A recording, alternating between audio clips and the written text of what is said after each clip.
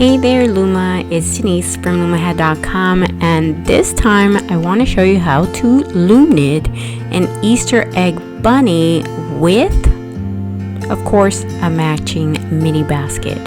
For this project, you're going to need a 24 peg large gauge loom, 15 yards of worsted weight yarn, which is the same as 8 grams, your loom hook, scissors, yarn needle, sewing needle, embroidery floss in at least 3 colors for the facial features, and your choice of embellishments. This project is super easy and super cute, and I really love this little basket for things like showers and other events. Just awesome. Alright, without further ado, let's begin. Starting with the body for the bunny, we're going to drawstring cast on 24 pegs. So get your single strand of worsted weight yarn and attach that, secure it to the anchor peg. I'm going to use a simple knot. You can use a slip knot, and then we're going to take the working yarn and place it between the first and last peg. Direction does not matter, and you're going to put it behind peg 1, in front of peg 2. Take the yarn behind peg 3, in front of 4, and then we're going to continue with that in and out zigzag motion with the working yarn until we've gone all the way to peg 24, and then we're going to take the yarn behind peg 1 and lay it loosely over the next few pegs, 4 or 5, whatever you're comfortable with. Then take the yarn behind, hold it with your fingers, get your hook, and we're going to knit off, starting with peg 2, every peg that has 2 loops. So it has a peg on the top, a loop on the top and one on the bottom. And you'll notice that that's every other peg. So every few pegs, you take the working yarn, you lay it loosely over the pegs, knit off the ones that have 2 loops, grab the yarn and put it again over the next 4 or 5 pegs until you're done with your pegs, and then the last one that you're going to knit off will be peg 24 right there.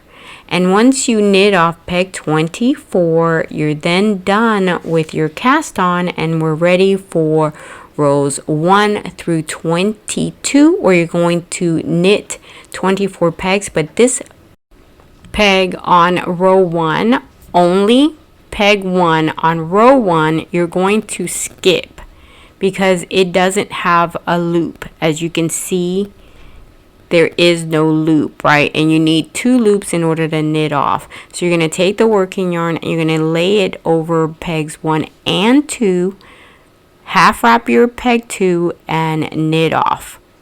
Only on this row, only on row 1.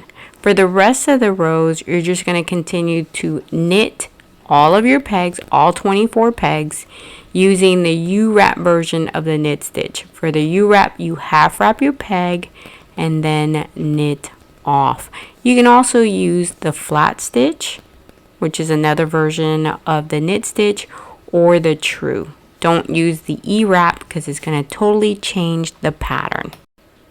So you continue to knit, and what you will see is that once you finish the row, this row 1, you'll see that when you get to peg 1, it has a loop this time, and you're going to be able to knit all 24. Now at this row, when you're ready to knit row 2, you can go ahead and take the knot off the anchor peg because at this point your yarn is secure.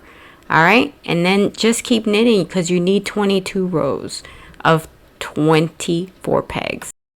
When you're done knitting your 22 rows, you're ready for the cast off, and so we're going to do a drawstring cast off of 24 pegs, also known as the gathered method. So take your working yarn, wrap it around your knitting loom at least 1 full time, get your scissors, cut that working yarn, and then get your hook. And you're going to place the yarn under the existing loop. From the top, scoop it up and feed it through your loop. And you're going to do that with all 24 loops. You get your hook from the top, scoop it up and feed it through. And again, make sure that you do not miss not one loop, because that would not be good. So once you get to peg 24, you're done. And now you can, with the hook, take the loops off the pegs. And right now, at this point, you're done knitting the body of your bunny. You're going to then take it off the loom and stretch your stitches. This is really important because this stitch looks really funny if you don't stretch those stitches. So all you're doing basically is pulling on the fabric, and then the knitting that you've done looks the way it should. Then you're going to take this piece and put it to the side, because now we're going to work on the feet. And for that, you're going to drawstring cast on 10 pegs. But this time we're knitting flat, so things are a little different. You need to pay attention, okay? So take the working yarn again and secure it to the anchor peg. I'm using a simple knot. You can use a slip knot. Go behind peg 1, right? Just like before, drawstring in front of 2, behind 3, zigzag until you get to peg 10. And then because we are knitting flat, when you get to 10, you're going to turn around and we're going to head in the opposite direction. You see right here, I'm not knitting in the round, I'm knitting flat. So I go back, I cross over, I make a cross with my working yarn, and then I'm going to lay it loosely in the opposite direction, and I'm going to knit off the pegs that have 2 loops. In this case, it's only going to be 3 pegs. I'm sorry, 4. So once I knit off those 4 pegs, right here, peg number 2 is the last one I'm going to knit, and then I'm going to start rows 1 through 21. Just like before, peg 1 does not have 2 loops. So I'm going to take my working yarn and turn around, because I'm knitting flat, not in the round. And you see how I cross over. Let me show you again. I take the working yarn and I cross over and I bring it to the front of peg 2 and I knit off peg 2. I'm only going to do that on row 1 because peg 1 on row 1 does not have 2 loops. Then all I'm going to do is continue to knit my pegs using the U-wrap version of the knit stitch, where you half wrap and knit off. Okay? And again, you're knitting flat, 10 pegs flat. So back and forth instead of in a circle, instead of in the round. And once you knit off peg 10, you're going to turn direction, because again, we need 21 rows. I don't want you to skip any pegs. I know some folks, when they knit flat, they'll skip that first peg in order to get a clean edge. I don't want you to do that. It's going to be fine. You need to knit the 10 pegs for 21 rows. Once you're finished with row 2, you've done enough rows where you can take that knot off the anchor peg, because at this point your yarn is secure. So you don't want to leave that on. You want to make sure you take that knot off the anchor peg after a few rows. 2 rows is fine.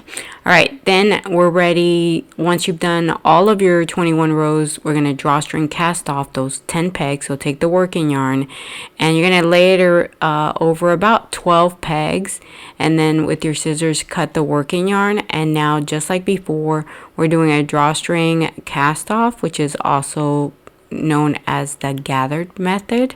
So again, you take your hook and scoop up the working yarn and feed it through all 10 pegs in order to do your drawstring cast off. And once you've done that with all 10 pegs, then with your hook you can take the loop off all of the pegs and release your fabric from the loom.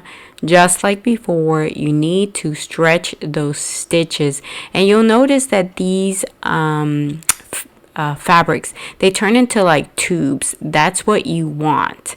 Okay, So now you're going to put that to the side, and now we're going to work on the bunny ears. For this piece, you're going to drawstring cast on 6 pegs.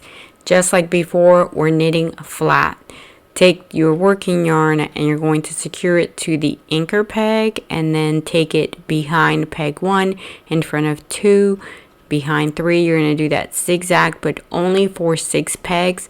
Turn around and lay it over those 5 pegs, and then you're going to knit off only 2 pegs that have 2 loops. Alright, you're done with the cast on, and now you're going to work those 6 pegs for 20 rows. So again, peg 1 did not have a loop, so you start knitting at peg 2, and you're going to knit these 6 pegs for 20 rows as before, using the U-wrap version of the knit stitch, and you're not going to skip, or in other words, slip any of these pegs. So knit your 20 rows, and then we're going to cast off. Now don't forget to remove the knot off the anchor peg after a few rows. Alright, now we're going to drawstring cast off those 6 pegs after you have all your rows done, which is 20 rows. So you're going to cut the working yarn, scoop it up, and feed it through all of your pegs. In this case, it's 6 pegs. And once you've done that, you can, with the hook, take the loops off the pegs and release the fabric from the loom. Stretch your stitches, and again, you create kind of like a tube. That's perfect. That's exactly what you want. And now put those to the side, because we're going to start on the basket. Once again, we're going to drawstring cast on 24 pegs using the same technique. So secure your yarn to the anchor peg and then zigzag through all of your pegs. So it's 1 forward, 1 behind, 1 in front, 1 behind, until you've done all your 24 pegs. And then you're going to go behind peg 1 and then lay them loosely over the other pegs and knit off all of the ones that have 2 loops. You've done this so many times. I know you got it, so I'm not going to give you another detailed explanation. Alright, so once you do your cast on, remember that peg 1 on row 1 you're going to skip, but you're going to do rows 1 through 10, knitting all 24 pegs. And once you've done those 10 rows that I know you already know how to do, we're going to go ahead and cast off those 24 pegs just like we did before. Wrap them with your yarn, cut it off, and then with your hook you're going to scoop up all 24 pegs, feeding the yarn through it, because we're doing that drawstring cast off of those 24 pegs. And you've already done this, so I'm not going to detail it too much. By the way, check out the description for a link to the written pattern and all of the supplies that I use on this project. Alright, don't forget to stretch out your stitches once you've taken your fabric off the loom. And here I want to show you that you're going to actually be pulling on these drawstrings, but I don't want you to close anything yet. I just kind of wanted you to look at what the fabric would look like after you stretch your stitches and you pull on those drawstrings.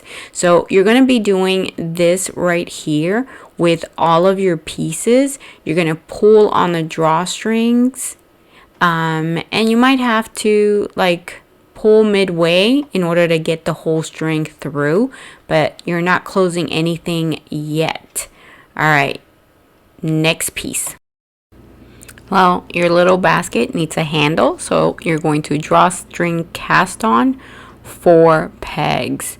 And again, you're knitting flat. You're only going to knit off that 1 peg, which is peg 2, and then you're going to go on to rows 1 through 14 where you're going to knit these 4 pegs. All right, just like you've been doing, you're knitting flat and you're not going to slip any pegs. So 4 pegs for 14 rows for your handle. If you want your handle to be a little longer, then knit more than 14 rows. I kind of wanted mine to be a bit short. And then just like before, when you're done with all of your rows, you're going to do that drawstring cast off, which is also known as the gathered method, where you're going to then scoop up that working yarn and feed it through all your loops. Take the loops off the peg and stretch your stitches. All right, now it's time to assemble. So you should have 5 pieces, 2 for the basket and 3 for the bunny.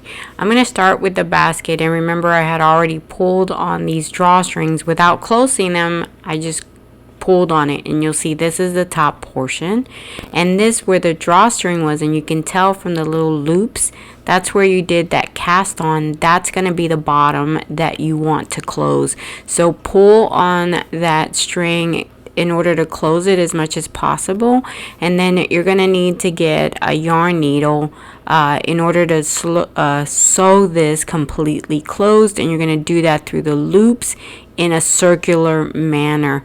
So as you can see, I sew and I pull, and that starts to close that little hole, and I'll do that about 2 or 3 times, skipping loops every now and then in order to shrink it, and then I just pull the string through it and cut it off, all the excess yarn.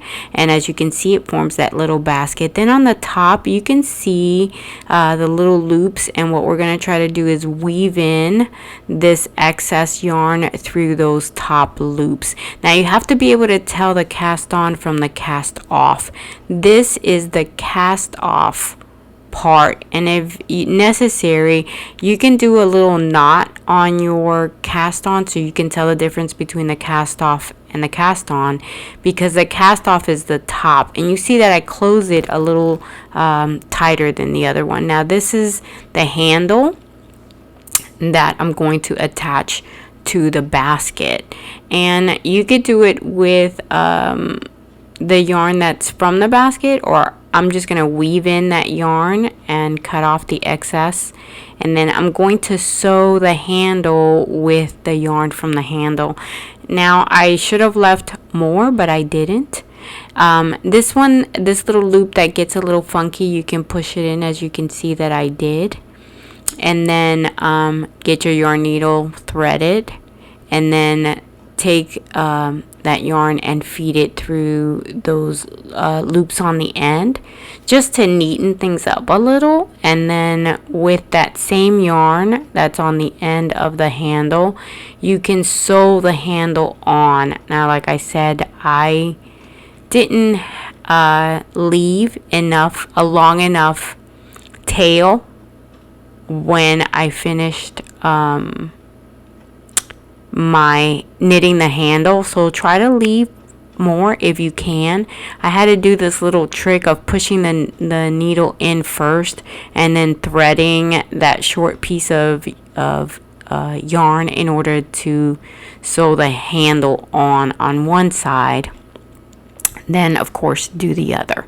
And I attached this little flower to mine to kind of cuten it up, and these little eggs fit perfectly into the little mini basket. And your basket is done, and now we're ready to move on to our Easter egg bunny. Alright, so this piece right here is the body of your Easter egg. Then you have the feet and your ears. So make sure you know which piece is which piece. Alright, we're going to start by pulling on the drawstrings of the larger piece, which is the body. And you might have to pull, remember I said you might have to pull on the middle ones just to get them situated so that you can pull it completely and neatly. And once you've done that, you need to get your needle, because again, it's not going to close 100%, plus you need to secure it. So you feed the needle through those loops, and as you do that in a circular manner, you pull on it and it starts to close that little open hole. So you skip a couple of loops while you're sewing it to close it, and that's going to help it look better. All right, don't overthink this. You're just trying to close this hole. And like I said, in my case, I did every so often skip a few loops in order to tighten it. Then feed the yarn through the middle and cut off the excess yarn. That's one end. And you can decide whether you want to make that the top or the bottom later. And then fill your body with polyfill and pull on the drawstring. Now, you have to shape this into an egg, right? Because it's just a tube. And you do that by making sure that most of the polyfill goes to the bottom of the body and there's less polyfill on the top. And with your hand, you're going to shape this into an egg shape, right? So there's less polyfill on the top, more polyfill on the bottom, and you're shaping. And there you go. You have your egg. Then you're going to tighten that drawstring on the top and close it. Now I'm going to leave this string here on the top in order to use it to attach the ears. So I'm going to put that to the side, and now these are the feet. I'm pulling on the drawstring on both ends, and then I kind of shape it into a V. And I'm not even going to close the bottom. I'm not worrying about that. I take a strand and I tie it in the middle. This is going to help me to get that shape of 2 feet to bunny feet. And I tie it nice and tight, and then I create like a V shape. And I then thread a needle. And I'm going to first shape the feet and then attach them. Now, you do need to pull on these drawstrings and secure them. And you could do that while the feet are off of the bunny or when they're on. That's up to you and your comfort. Right now, I just want to shape them into a V. And I do that by putting the string through them, and then I'm going to attach them now with that same string. I'm going to attach the feet to the little egg, the little bunny egg. And again, if you want to fix those edges before, you can. And this is the way you do it. You take a needle and thread that end, and then you're going to feed that thread through those loops. You have a set of loops from the cast on and one from the cast off, and then you can close this if you want to. You don't really have to. I'm doing it just to neaten it up. And then you're going to have 3 strings, right? You're going to have the string from each end and the string from the middle. So you can use those to neaten things up and secure your feet to the egg. Now we're going to do the ears, and I'm closing the edges here, and then I'm going to, like the feet, turn it into a little V, and I'm going to then thread the needle on each end and go through the loops. Now I did do the bunny ears 2 different ways on different bunnies, and I'll show you what that looks like, but I thought this way looked neater, so let me show you the other bunnies and how their ears. This one is facing the direction where the bunny ears are solid. The other bunnies, the ears are on the other end, and so you'll see that it looks different. But this is how I attached the bunny ears. I wanted them to have that V shape, so you do need to do the V shape and then sew through it. So here are the other ones. If you use the reverse side of the ears, that's what they'll look like. I chose to put it on the solid side because I just thought it looked neater. But if you prefer the way the other bunnies look, then just don't make this the front of the ears. Make the other open side the side of the ears. I hope that makes sense. Alright, so my ears are attached, and as you can see, they had that V shape. And now you see this is the other side. You don't have to close it. You could just put that as the front.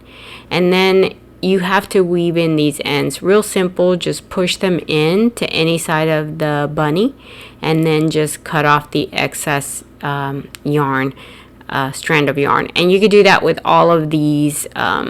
And see, you could sew these in or leave them like that. Alright, so clean up your little bunny, and then let's move on to the face. For the eyes, I use black floss, and I'm using a thinner sewing needle as opposed to the yarn needle. And I didn't put a knot on the end of this, but you can if it works best for you. I like to line these up with the ears. By the way, I'm using floss to put these eyes because it's, you know, it's cheaper, it's easier. I tend to like it better, but you can use safety eyes. And the only thing is that if you're doing the safety eyes, you need to put those on your project before you close it up, before you assemble, because there's a back part to the eyes that have to be put in before you close everything up. If you want to get some safety eyes, I do have links in the project written description and in the pattern itself. Alright, for the nose, I'm coming again from the top. This is how I add the features. I always come up from the top with the needle down to where I want to situate the part.